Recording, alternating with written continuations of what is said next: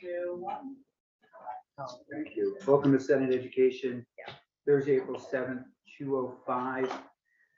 A couple of housekeeping items, or maybe one. The House Education Committee did vote out a universal meals bill today, pilot program, they're calling it, for 1 year using 29 million of the education surplus funds. Something for us to discuss at some point. I know that I have real concerns in this committee. They didn't put any money in for PCVs.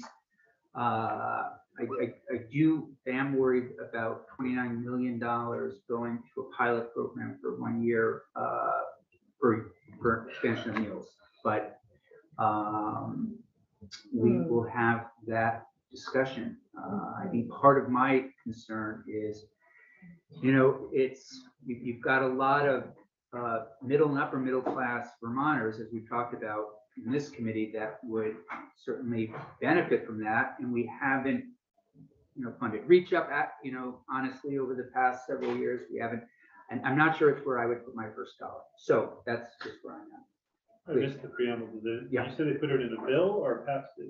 They put it in the S100 bill, is my understanding from the chair. So now this will go to House Ways and Means.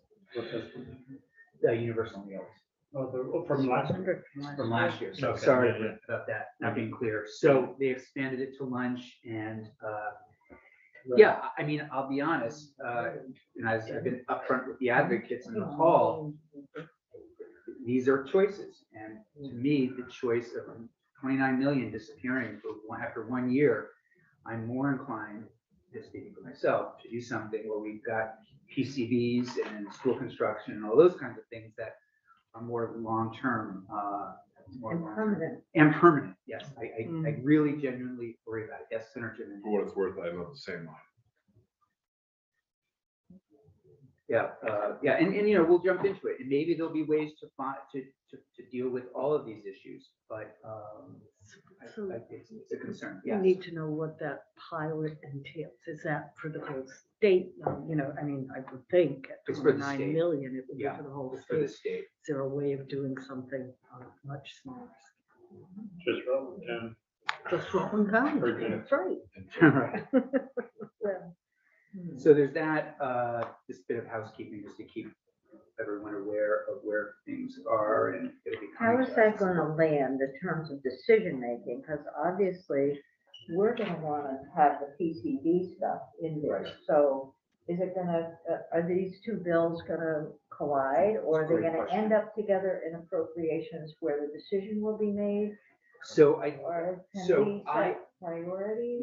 So what I've conveyed to the chair of appropriations, and I believe I'm representing everyone in this, or was accurately representing the committee's issue, is that we would like PCBs to be addressed.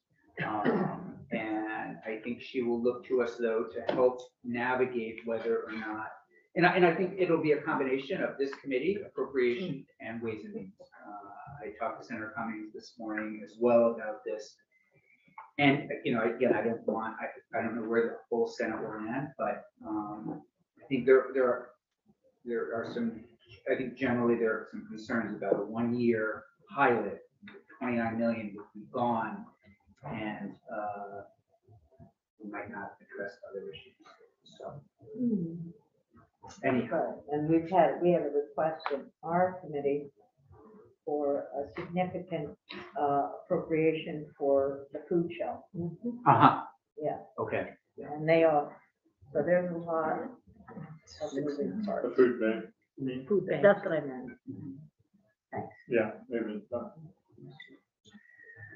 So for today, though, we're going to continue our work on S27. We're going to follow up with Colin Robinson from the NEA, who he and Ms. Longchamp, you may recall, gave us the outline of the teacher workforce shortage idea, how to address it. There were some questions around funding. I'd like him just to talk to us about the flow of funding that you raised and others.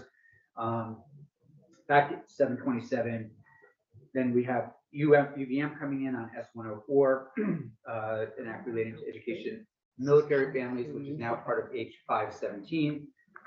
And then S248, I have a memo here that I think many of you have seen online, but if not, here is a paper copy of it. If you don't have a copy, that I asked the state colleges and UVM to come in to talk about.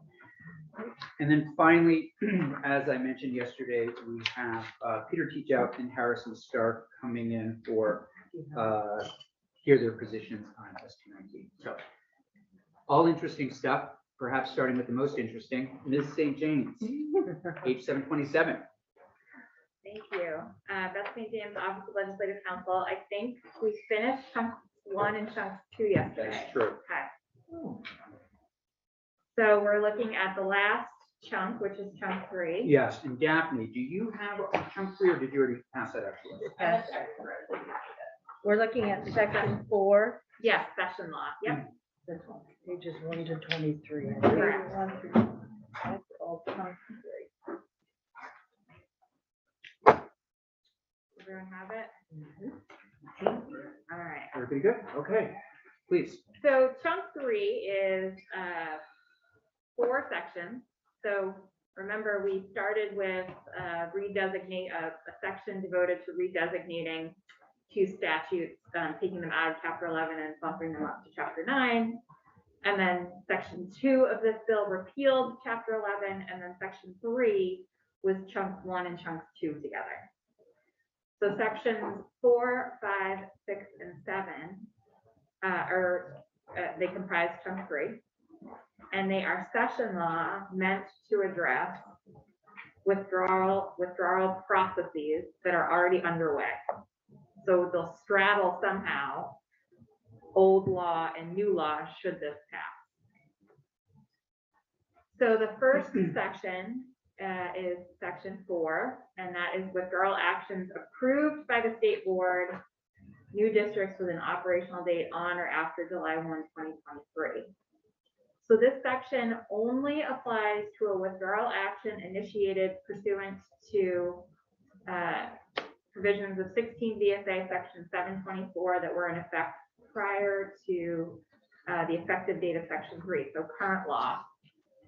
And this draft, we'll call it former section 724.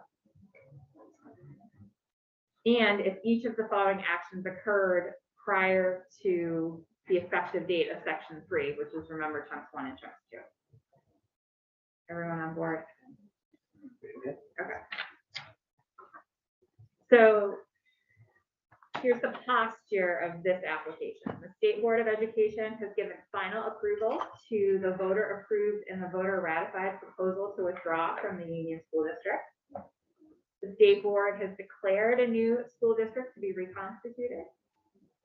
The State Board established the new school district's operational date as July 1, 2023 or after. The voters of the new school district elected school board members. The voters of the towns within the Union District voted to approve the financial terms of withdrawal negotiated by the boards of the new school district and the Union District. And the State Board charged the new school district and its board with performing the transitional activities necessary to assume sole responsibility for the education of resident students on the identified operational date. So this, that basically describes the Riften situation. So the session law was meant to address Riften.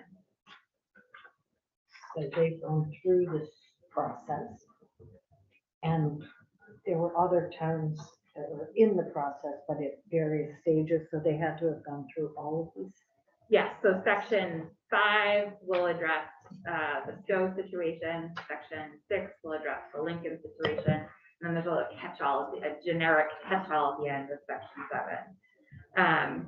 So for section 4, what this section would apply only to a withdrawal action that had already been approved. So the voters have already voted on it and the state board has already approved that withdrawal under current law.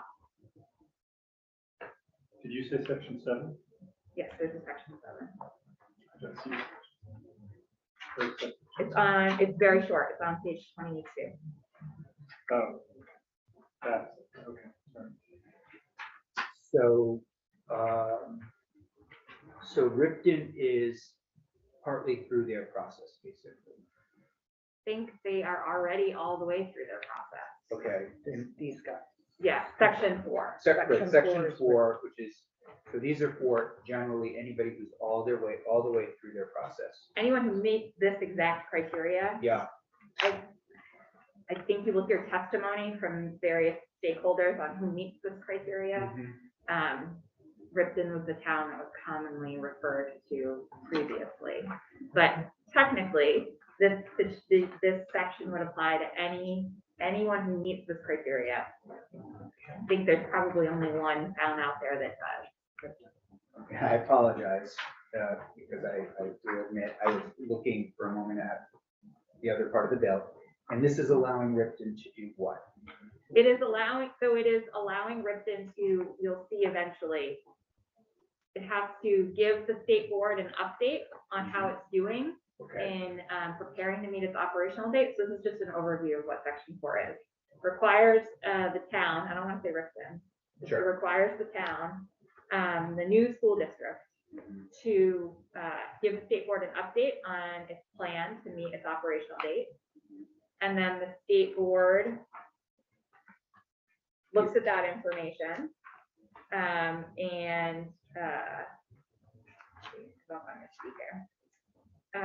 Because Ripton wants out. well, we don't, I Or, don't, or a town wants, a town in Addison County with an R, likely, might want All out, Addison County. from what I've heard. so the state board is gonna make so there's a status report required, and then the state board is gonna say, great, it looks like they're doing great, keep on trucking. Okay, Or the state board can say, we have some concerns, here they are. okay, And you have to. The town, the new school district has 2 options. It can say, thank you for that opinion, you're gonna go full steam ahead. mhm, Or prior to October 1 of the operational date, it could take the off ramp that section 4 creates. And you'll see the off ramp in section 5 and section 6.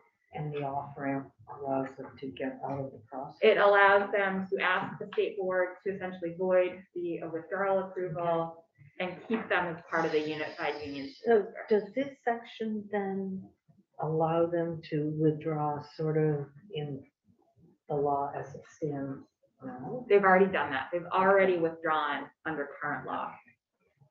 Remember, current law says there's a vote of the petitioning town, then it goes to all the rest of the towns in the union district. yeah, And if they all say yes, then it goes to the state board for approval. Okay, So that's all happened. okay. So what the piece that we're waiting on is the state board's reaction. The state board has already approved. Okay. I think, oh, sorry, go ahead. No, I was gonna say, so why is it here if they've already been through the process? You're gonna have to take testimony on that. I think, they're coming tomorrow. I think the, It's a good question. it's an excellent question, and it will help put this draft in perspective. And I may be misremembering, but I think there was a lot of testimony prior to this draft being viewed, this language being viewed in the House. So it may have made more contextual sense. Okay. Hope you will now have the framework with which to interact with your witnesses in this section. But yes, I know that sounds very confusing, that this is addressing a withdrawal that has already happened for all intents and purposes. Under current state law, They're done. they're done, they're withdrawn. They have an operational date that they are theoretically working towards. This just gives them, there's no takebacks in current state law. There's no do-overs. Mhm. So this gives them an opportunity to say, we would like to continue to remain in the union district. Interesting. Okay, thank you. So that was basically a discussion of section 4. So just real quickly on page 2, the state board or the new school district is required to give a status update to the State Board of Education. I'll point out the date of July 2022 on page 2. So the status report is due to the state board on or before their regular July 2022 state board meeting. I don't know when in the month of July the state board plans to meet, but if this act takes effect on July 1, that's a quick turnaround, so it would just be either a date to change or something to contemplate in the effective date section. And the status report essentially has to tell the state board what they are doing, working towards their operational date. And then the state board reviews that and gives the new school district an opportunity to be heard, and it may, in its discretion, take testimony from others, including the rest of the Union School District that they just withdrew from and AOE. And then just like in the section 724 that we looked at yesterday in chunk 2, they're going to issue a preparedness recommendation or a determination. So the state board could determine that it's likely that the new school district will be prepared on operational date. Or on page 3, it could determine that it's unlikely. Or that there is a reasonable risk that the new district will not be prepared. And then that opinion needs to be posted. I'm on page 3, line 11. Needs to be posted on the new school district's website, and that needs to be the topic or the contents of the state board report or recommendations needs to be scheduled for a topic of public discussion in the new school district. And then prior to the operational date and after any public discussion, just like I said just a minute ago, they can go full steam ahead, working towards the operational date, or prior to the October 1 before the operational date, and I'll explain that date in a second, they can, on its own motion, so the board of the new school district can vote to warn a vote, or it could warn a vote if petitioned to do so by at least 5% of the voters in the new school district. And that vote is to see if the new school district is going to request that the State Board of Education undo the withdrawal action. The October 1 date is so that if there are if the off ramp is taken, there is time to address staff contracts before the new school year. If it looks like the new school district is not going to be a new school district anymore. The question decided, so the vote to whether or not to ask the State Board of Education to undo the withdrawal action is decided by Australian ballot. And then I'm on page 4, lines 4 through 11 are just about certification of the vote.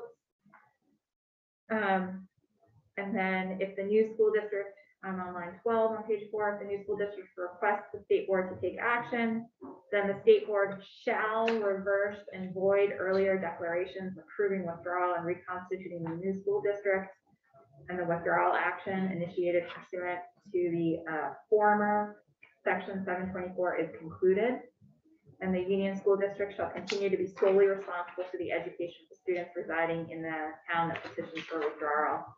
However, on the top of page 5, the new school district and its board shall continue to exist for up to 6 months after the day on which the state board reverses and voids its earlier declaration to wrap up business. And then the state board may make any other declarations or actions necessary to support that with undoing action. Just a question, has withdrawal happened by any schools yet under current statute? Yes, I believe there have been multiple all throughout the. Would you say that And that's so- 100%? So this is based on the process that they use for that? No, it's an improvement. This over- is brand new, Mhm. and it was the original language and concept, which was honed through discussion and testimony by House Ed. The original proposal came from the State Board of Education on how to address these districts that are currently either Yeah. underway or in this particular section already happened, but there might be some changes. Perhaps. Can you tell us if Rick didn't testify? Multiple people in various different capacities. but I did not hear every witness. I was not there for all testimony. No, I'm just, this also along with accommodating towns that are in the process, gives a town that has already done this the opportunity to change their mind. Yes, it gives a new school district that is formed and meets all of the criteria on page 1, the opportunity to say, we no longer want to withdraw, we want to remain a part of the union district. And that happens when 5% of the voters petition. The board. school Or the- board or the itself board. could decide to put it to a vote, Mhm. or they could be forced to put it to a vote by a petition of 5% of the voters. And then it's the voters of the new school district who decide whether or not to petition the school board to, I guess you could look at it both ways, undo the withdrawal or remain in the union school district. The same concept. I'd say the main thing of this section 4 is that it adds state board review Mhm. finding To the process. to the process that we wouldn't have now. So without this, Ripton, for example, would just be It'd be out. done. But this requires another review because the way the law was written, we didn't have that review from the board. They had to only make that one finding they made. So I could see somebody from Ripton saying this is onerous, not an improvement. But I mean, Why do we have to do this? And they could, but they also could ignore that recommendation from the state board. Just, it's a process. Well, let's see, so I thought you had said that. page 2, so the status report that's required of the new school district is a shall. Okay, So on or before the regular July 2022 SBE meeting, the new school district shall submit a written status report to the board. so the I chair was- understand. Oh. I'm sorry, but whatever, they could ignore the state board. Yes, the off Right, ramp yeah. is totally optional. They No, could, so if the board says the preparedness deems unlikely, Mm. they could say, well, thanks, but we're going ahead anyway. correct. They could ignore the board's Recommendation. warning that they're unlikely to be prepared. They have to hold a meeting to allow public discussion of the board's recommendation. And then it's up to either the state board itself to decide to take the off ramp, or if they're petitioned to do so, warn a vote on whether or not to take the off ramp, or if they're petitioned to do so by 5% of the voters, to warn a vote on whether or not to take the off ramp. But if neither of those triggering events happen, then they can just go full steam ahead with preparing for their operational date. Understood. So I come from a background with city governance, municipal governance and land development regulations, and we're always been cautious with spot zoning. And I feel like we were cautious at the beginning of this conversation to not necessarily name a specific town. Is that at all relevant here? Is there a concern that if Ripon isn't happy with what we're doing here, but it seems like we are crafting language in order to address the Ripon scenario? Is that at all a factor in these discussions and in our intent? That is intent is solely in your wheelhouse. I, as neutral legislative counsel, didn't feel comfortable using the names of the towns constantly throughout. I just wanted to, you haven't heard testimony from witnesses, so I wanted to put a little context around what the way in which this will probably be discussed and by which witnesses. But We don't need to delicately walk around with the name of the town. that's for you to decide. Do we do it, I'm here in the energy world, sometimes we just say, like, everybody had legislation that was only for IBM, but we wouldn't say IBM, we'd say any, chip manufacturer, that has over 500 employees. Located within the borders of. That's an interesting point, yeah. Like, I think the Rygate thing, they don't mention Rygate, No. they mention any, That's right, power, yeah. wood power plant that's over 500 kilowatts of size. We don't have, Yeah. we don't have any caution as we're discussing this. Do we need to be more, we can do whatever we want with the Just be legislation? generic. Okay. So this is, so my job here is to walk you through this language, Yeah. right? There's no town names in any of these sections. Right. So the only, and maybe I just won't do it going forward, it was just, we haven't heard, So when the state board gave this proposal, they obviously gave context from a policy standpoint Right. that I'm unable to do, and you haven't had that yet. Right. So it was just to attempt to set the stage, and it was perhaps a poor attempt. No. But this, nothing in chunk 3 references a town by name. And theoretically, even if this legislation was drafted with one town in mind, it applies to any town that fits this specific criteria.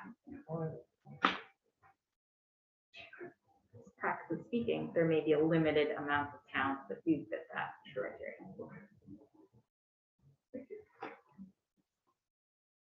And then the section 4 is set to repeal on July 1, 2023. So it's a limited amount of time to force that process to happen. I believe their operational date is on July 1, 2023. So Center lines. Well, no, I just got a letter from the representatives and senators from Memorial County that are talking about this withdrawal section that we're looking at. So Yeah, they're coming in tomorrow. they are? They are. Okay, all right. Yeah, they are. Okay, I'm way behind. Nope. Can't miss it today. they are more likely to be interested in section 5. Section 5. Right. Yeah, okay. Please Okay. continue. Any questions on section 4? You want to keep going? Okay. Please. So are we okay on time? It's 2:30. I know you had. Yeah, no, we are okay on time. Actually, is Colin here? Colin is. All right, if you don't mind, then we'll break on this and then we'll come back to it and probably in about 20 minutes or so, 30 minutes. Is that okay with you? Yes. Okay. And Colin's testifying on the. On the Road, teacher yeah, workforce, so if you okay. want to stick around for that, that would be great. Thank you. Want to bring him in whenever you're ready, yeah. Thanks.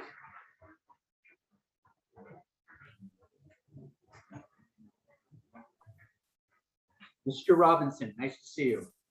Good afternoon. Good to see you all. So thanks for coming back in on the teacher workforce shortage. For those watching, and I'm not sure, Centerlines, if you were here when we actually jumped into this, we're talking with our colleagues in appropriations about the possibility of doubling the proposal you put forward, which would bring us to maybe 300 teachers over the next couple of years to start to address this teacher shortage. And you've heard from this committee our concern. We know that there are other workforce development bills going, and this would likely end up in our miscellaneous education bill, or even more likely, perhaps directly in the budget. So we're in conversation with Senator Probst. That being said, we have some questions. And one of the questions is, can you take us back and tell us a little bit about how this money flows? You and I had a conversation in the hall, and it really helped clarify things for me. Then we talked about it a little bit in committee, and I thought best to have you and just to tell us again how this would actually work. Yeah, absolutely.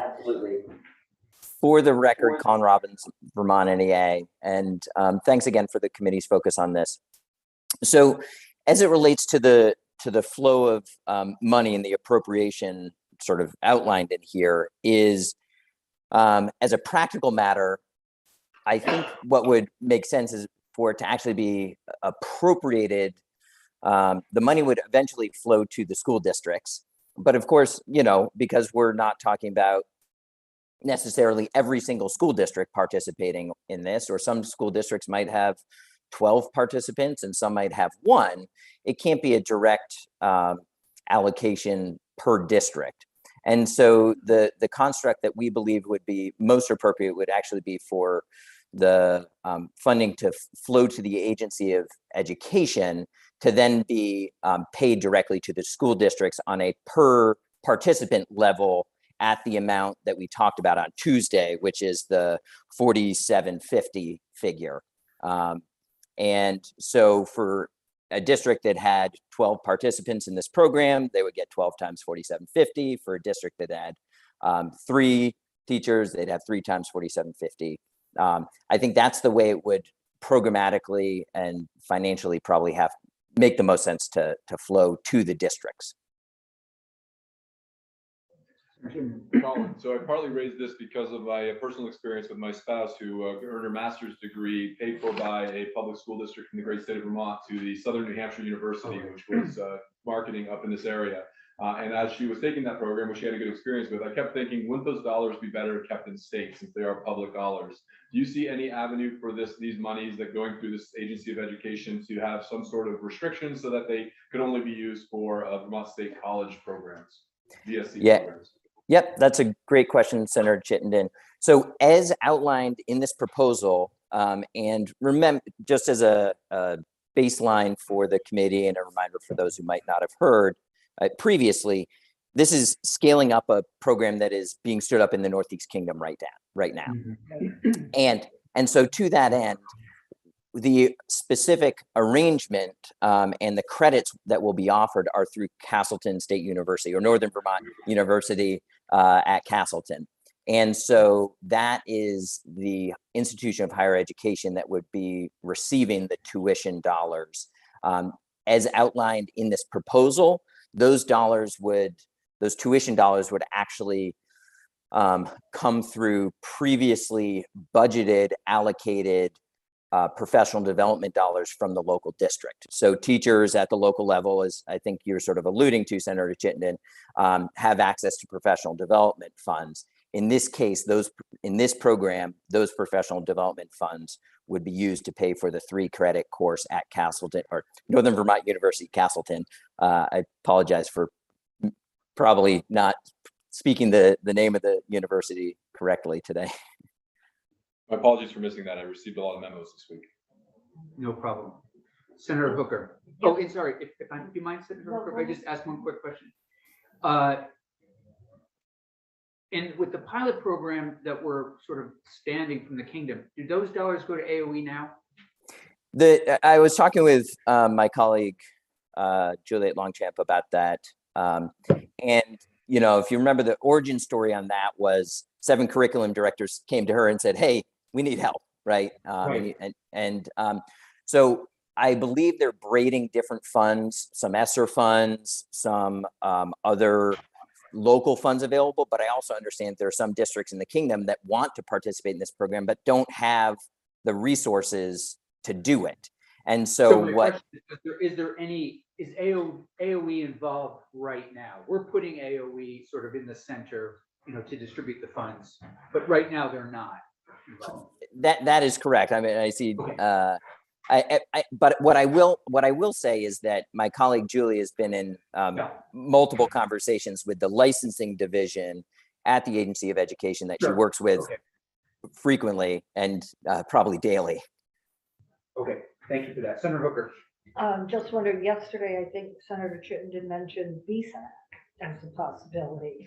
And it seems, I'm not sure whether AOE has the resources that they We're need. going to ask AOE Yeah. as soon as we're done here. And just wondering if that's an alternative.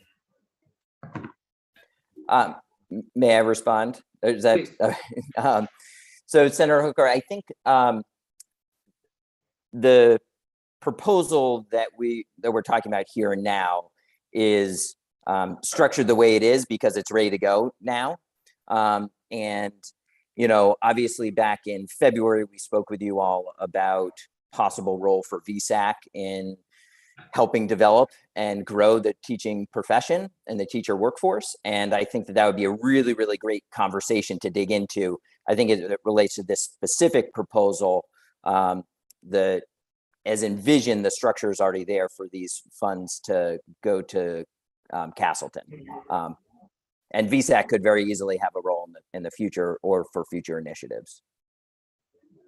Mr. Fisher, would you identify yourself for the record? And then we're just curious about the AOE flow through.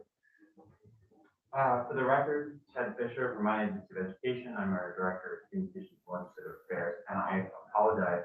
Really, I'm at slightly of a disadvantage. I'm not familiar with the program or the proposal. I'm originally phoning a friend, so I was just wondering if you could bring me a little bit up to speed on. I think I've got some from context, but I just want to be clear as well. Sure, this is the Grow Your Own own program that the agents that Mr. Robinson and his team at the NEA started in the kingdom to improve the workforce around teachers. And we know that we've already heard, I think, from was either Mr. Robinson or Ms. Longchamp about Dr. Longchamp about 1,000 openings already for the fall. We don't want to not address this, and this seems like a program that's already happening. There's some success, and we're told that, you know, at an investment of about, I think it's $1.5 million, we could go toward getting 300 teachers ready from local schools, people that are already in the district, people already working maybe in education in some capacity. Yeah. They might need to finish a couple classes, they might need to, they need to get their certification, et cetera. This is a model that we're seeing more and more nationally. We heard from some of our state education agency colleagues in other states who are kind of awesome growing their own programs. So just to make sure I understand what you're considering, the idea is for, I'm sorry, Colin, but I'm not up to speed on this, but I'm sure my colleagues are, but the consideration is to give money for higher education courses or things to help folks get towards that degree and get towards licensure. Is that my understanding? Well, it's a little bit trickier than that. I mean, not tricky, but it involves, identifying teachers at local districts, local schools who would serve as mentors. There's a process where, people would help them get certified, et cetera. And we're looking for the Agency of Education to sort of be the pass-through for some of this money. Mr. Robinson. Yeah, and just for clarification, Ted, so it's going through working to provide wraparound supports to guide teachers through the peer review process that your licensing division stands up. So it's fundamentally and deeply integrated with the peer. It is guiding and supporting teachers on provisional licenses or aspiring educators who are starting the year next year on a provisional license to successfully complete the peer review process that one has to go through in the licensing division. Absolutely. Okay, so I've reached out to our Director of Education Quality, Dr. Halliday. Great. Just to see where he stands on this. If the awesome thing about the digital world is sometimes I get a response on this video with you. I would suggest and request that we come in and talk to you about this. Mr. Holliday is here tomorrow, but it'd be great to get this resolved actually today if possible. Okay. Yeah, great. Is there a reason that you are here? I mean, I don't mean that. No, I don't mean that. No, I appreciate you being here. You're welcome to stay as long as you'd like. That wasn't, but I'm looking at the agenda and nothing else is popping up. So it's great if you're just here. Well, No, and I don't mean that, honestly. No, I We're understand. thrilled you're here. I'm always glad to be here. I spent a good chunk of the morning with House Education. Sure. So I figured I might as well come show Great. some love Great. to my friends in the Senate. Absolutely. The great thing about YouTube is we can listen in, but I like to be in the room if I can. No, I appreciate that. I really do. And I didn't mean it in any. No, I really did. I used to sit here basically all the time in the afternoons, but it's a new thing to be back. It is. Can I just ask, Sure, Senator. Mr. Fisher, if you Yeah. could clarify something that came up yesterday? You mentioned the 1,000 openings. Yeah. And yesterday Right. Senator Perchlet asked, Oh, right. how many openings question. are there Mhm. in a normal year? Great question. That's a good question for Dr. Halliday for Okay. tomorrow. Okay. All right. What we have seen is we have seen an increase. This is not a new problem. And it's depending on the part of the state and depending on the type of license, right? So the type of specialty. And actually, the Ed Quality Division puts out a report every year to the federal government on what are the shortage areas. So that's by licensing category. So middle school social studies, or oftentimes, and actually Colin is probably more familiar with it than I, but a lot of times like music and arts, sometimes there's shortage areas. And it depends on even in Vermont as a small state, it might depend on the region or the county. Just because it's not on the thing we often say, just because a particular specialty isn't on that list, doesn't mean there isn't a shortage in a part of the state, right? So that's pre-COVID. Now we are seeing higher rates of attrition, folks not entering the profession, right? So anything that you see from pre-COVID, you can, I think at this point, pretty much safely assume it's exacerbated. But it's a good question. Patrick probably has a better handle on exactly what the trends are than I do. And Mr. Robinson, do you have an answer to that? Those numbers? On the number of jobs?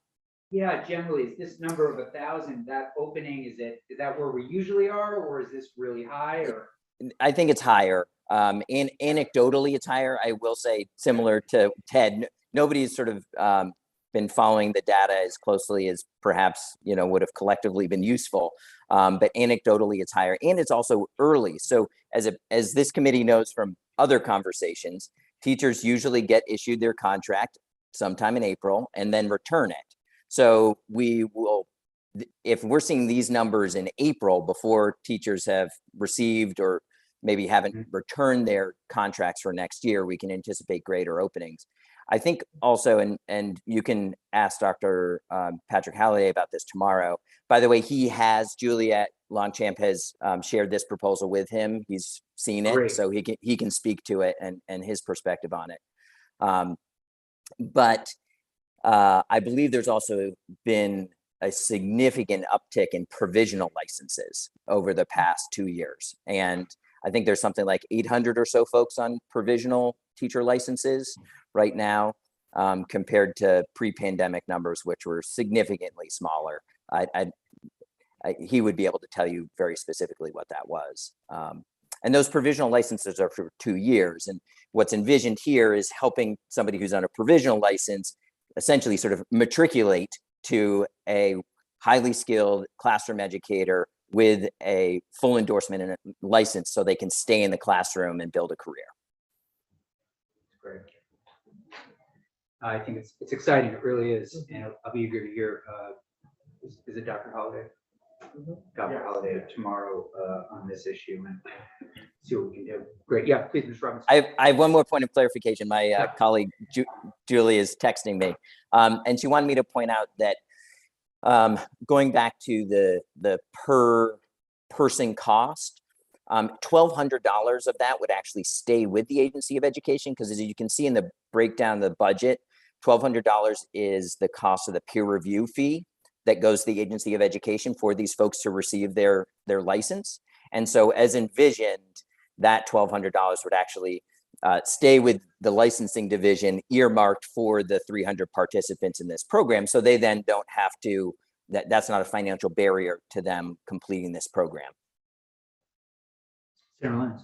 So I'm just wondering, I know that when Dr. Longchamp presented the program the last time, you indicated there might be a deeper dive or another document that we could look at that would give greater explanation. Do you have that? Yes, I shared it with the committee, and I believe Daphne is posted on the website. It is, it's a 13-page document. So there's a timeline, a detailed timeline, some job descriptions. I did on that document, I will say you'll see an organizational chart. I did want to flag for the committee underneath the sort of breakdown of the costs. There's something that talks about application process and student teaching equivalent. And I clarified with Julie, that is the existing peer review process requirements as the Agency of Education has them right now. So that's not something that's unique to this specific program. Those are the baseline processes established for the peer review process that an educator would have to go through to complete it with the Agency of Education. That was just to, I wanted to provide that clarification. We have that in our email, but it's not on the webpage yet. Not yet. Okay, then you have it in your email, and I'm sure it will be on the website soon. Yeah. No rush. We'll have it in our anything else for Mr. Robinson? Mr. Fisher at this point. Mr. Fisher, please. Just a point of clarification. Yeah. So I'm giving Patrick some updates so he's can hopefully be more certain to tomorrow. What is the dollar figure you're looking at right next to the proposal? The dollar amount? Yeah. So it was a $727,000, I think, that would help us get to about 150 teachers. We doubled it in our sort of informal conversations and said it would be great to try to get 300 teachers. and therefore, whatever that ended up being, 1.5. And we were able to update the document to reflect that 300 figure. So in the document that Daphne is going to post, it will reflect the 300 person conversation of the committee. I really appreciate it. Thank Yeah, you. no, thank you very much. You're okay? Okay, Please, please, please. Okay, exciting. Okay, okay. Now. Great. It was already posted for yesterday. Oh, thank you, thank you. Okay, Mr. Robinson, anything else from you on this? I mean, we were just curious about the flow and that's Yep. really helpful.